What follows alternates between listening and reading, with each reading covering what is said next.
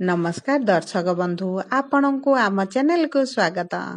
आजिर भिडियोटी मेष राशि लोकंक पई बहुत गुरुत्वपूर्ण रही। आज आमे जानिबा मेष राशि 2024 डिसेम्बर मासटी केमिति रहिबो। देखंतु शनिंकर वर्ष 2024 शेष हेबाकु जाउची एवं आमे शेष मासरे उपस्थित अच्छे। एही शेष मासरे कर्मफलदाता न्यायर देवता शनि आपणको किभली फल देबे सेही विषय आज विस्तृत भावरे आलोचना करिबा। ता सहित गोटी गोटी करी संपूर्ण भावरे मेष राशि डिसेम्बर मासिक राशिफल उपरे विस्तृत भावरे आलोचना करिबा। देखंतु आपणकर स्वास्थ्य, शिक्षा, प्रेम संपर्क, वैवाहिक जीवन, पारिवारिक संपर्क, क्यारियर एवं व्यापार वाणिज्य उपरे शनिकर प्रभाव किभली रहुची विस्तार भावरे आलोचना करिबा एवं ता सहित आपणक राशि रे नवग्रहंकर स्थिति किभली रहुची ताहा मध्य देखिबा। एही मासरे नवग्रह आपणकु की प्रकार फल देबारे सक्षम हेबे ताहा मध्य जानिबा एवं परिशेष रे अशुभत्व प्रदान करुथिबा ग्रह मानक पई किछि विशेष प्रतिकार मध्य जानिबा। सेथिपई आपण भिडियोटी को शेष पर्यंत देखंतु। चलंतु आरंभ करिबा एही कार्यक्रम जहाँकि आपणक जन्म राशि बा चंद्र राशि उपरे आधारित होईछि। जदि आपणकर मेष लग्न होइथाए तथापि भी आपण एही भिडियोटी को शेष पर्यंत देखंतु एवं डिसेम्बर मासरे मेष राशि रे नवग्रहंक स्थिति विषय जानतु। किंतु भिडियोटी आरंभ करिबा पूर्वरु आपणकर जदि मेष राशि होइथाए एवं आपण भी ईश्वरंकु आंतरिक भक्ति एवं विश्वास करंती तेबे भिडियोटी को लाइक करंतु। कमेंट बॉक्स रे जय जगन्नाथ जय मां लक्ष्मी अवश्य लिखि दियंतु। ताहाले आसंतु जानिबा डिसेम्बर मास किपरि रहिबो मेष राशि लोकंक पई। किंतु ता पूर्वरु जामे जानिबा मेष राशि रे नवग्रहंकर स्थिति किपरि रहुची। देखंतु आपणकर द्वितीय घरे देवगुरु बृहस्पति विराजमान होइछंती। चतुर्थ घरे मंगल, षष्ठ घरे केतु, सप्तम घरे बुध एवं सूर्य, अष्टम घरे शुक्र, एकादश घरे शनि एवं द्वादश घरे राहु विराजमान करिछंती। जहा फलरे एही गृह गुड़िकारे सेमानंकर प्रभाव अधिका रहिबाकु जाउची। तेबे आसंतु जानिबा आपणकर क्यारियर एवं कर्म क्षेत्र उपरे एही प्रमुख ग्रह मानकर परिवर्तन आपणक जीवन रे किभली प्रभाव पकाउची। देखंतु एही मासरे आपणकर क्यारियर ग्रह बा आपणक कर्म फलदाता शनि एकादश घरे एक भल स्थिति रे रहिछंती। जहा फलरे आपणकर लाभर गृहरे रही आपणकर लाभरे वृद्धि करिवे। विशेष भावरे आपणकर आर्थिक स्थिति रे शुभाशुभ फल प्रदान करिवे। ता सहित आपणकर धनर गृहरे देवगुरु बृहस्पति विराजमान करिछंती। जहा फलरे आपणकर आर्थिक स्थिति पई मध्य शुभाशुभ फल देबे। देखंतु एका समय रे दुईटी ग्रहकर उत्तम स्थिति हेतु आपणक इनकम रे वृद्धि हेबार संभावनाटी बढ़ी जाउची। देखंतु जदि आपण विदेश रे चाकरी करिवा पई सुजोग खोजुथिले एही डिसेम्बर मासरे आपणकु सुजोग मिलि जिवो। आपणक चाकरी रे पदोन्नति सहित आपणकर दरमा वृद्धि हेबार मध्य खबर पाइबे। देखंतु एही समय मध्य रे आपणक चाकरी संबंधित आपणकु बहुत भ्रमण करिवाकु पड़िबो।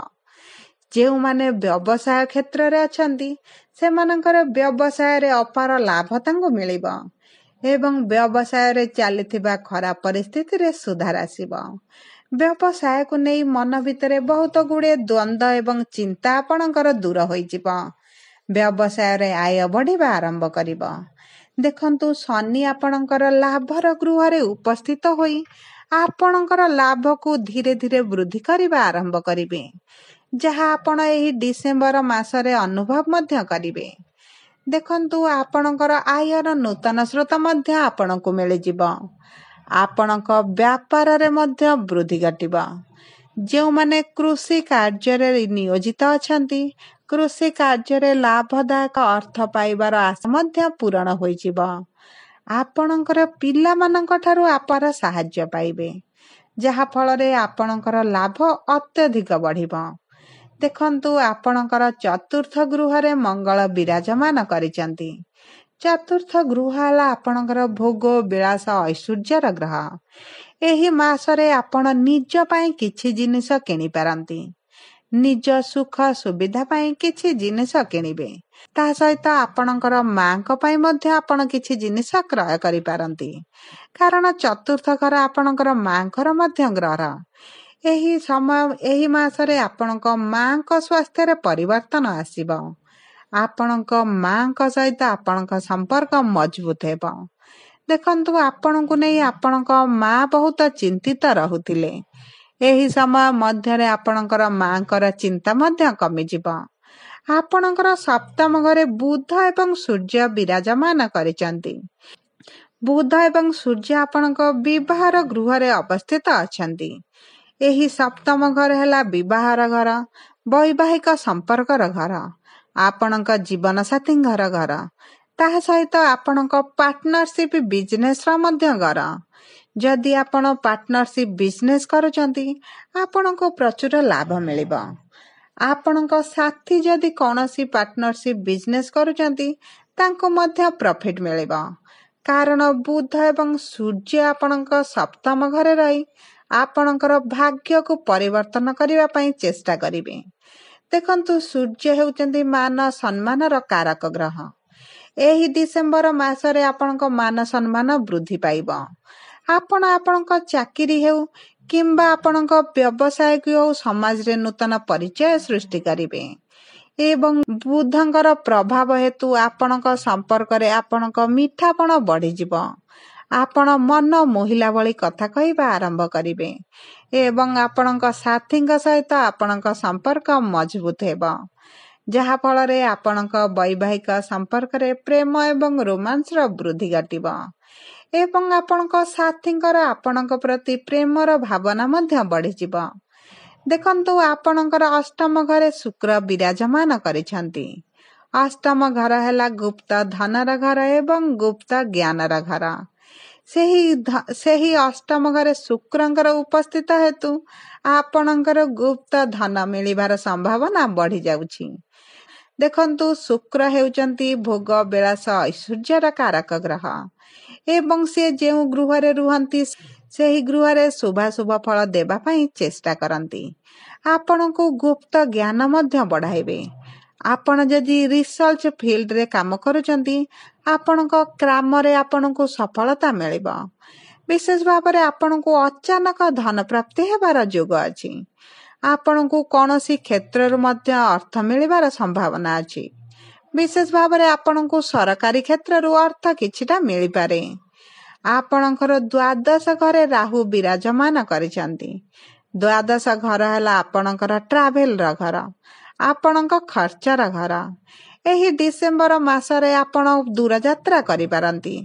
ବହୁତ ଗୁଡ଼ିଏ ଯାତ୍ରା କରିବା ହେତୁ ଆପଣଙ୍କର କିଛିଟା ଅର୍ଥ ଖର୍ଚ୍ଚ ହୋଇପାରେ ଏବଂ ଆପଣ ଏହି ମାସରେ ନିଜ ସାଙ୍ଗସାଥୀ ଏବଂ ଜୀବନସାଥୀଙ୍କ ସହିତ କିଛି ସମୟ ଅତିବାହିତ କରିବେ, ଯାହା ଫଳରେ ଆପଣଙ୍କର କିଛି ଅର୍ଥ ଖର୍ଚ୍ଚ ହୋଇପାରେ।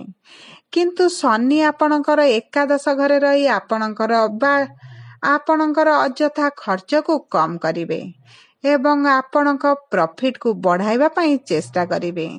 ସବୁ ପରେ ମଧ୍ୟ ଆପଣଙ୍କ ପାଇଁ ଏହି ଡିସେମ୍ବର ମାସଟି ବହୁତ ଭଲ ଅଛି ଏବଂ ମା ଲକ୍ଷ୍ମୀଙ୍କର କୃପାରୁ ଆପଣଙ୍କ ଦ୍ୱିତୀୟ ଘରେ ଦେବଗୁରୁ ବୃହସ୍ପତି ବିରାଜମାନ ହୋଇଛନ୍ତି, ଯାହା ଫଳରେ ଆପଣଙ୍କର ଏହି ମାସଟି ମଙ୍ଗଳମୟ ହେବ।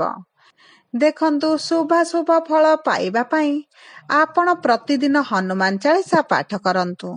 ଶନିବାର ଦିନ ଶନିଦେବଙ୍କର ବୀଜ ମନ୍ତ୍ର ଜପ କରନ୍ତୁ ଏବଂ ପ୍ରତିଦିନ ପ୍ରଭୁ ମହାଦେବଙ୍କର ପୂଜାର୍ଚ୍ଚନା କରନ୍ତୁ। ତାଙ୍କର ବୀଜ ମନ୍ତ୍ର ଜପ କରନ୍ତୁ। ଆପଣଙ୍କ ପାଇଁ ଶୁଭ ରହିବ। ଯଦି ଆପଣଙ୍କୁ ଆମ ଭିଡ଼ିଓଟି ପସନ୍ଦ ଆସିଥାଏ, ଭିଡ଼ିଓଟିକୁ ଲାଇକ୍ କରନ୍ତୁ। କମେଣ୍ଟ ବକ୍ସରେ ଜୟ ଜଗନ୍ନାଥ, ଜୟ ମା ଲକ୍ଷ୍ମୀ ଅବଶ୍ୟ ଲେଖିଦିଅନ୍ତୁ।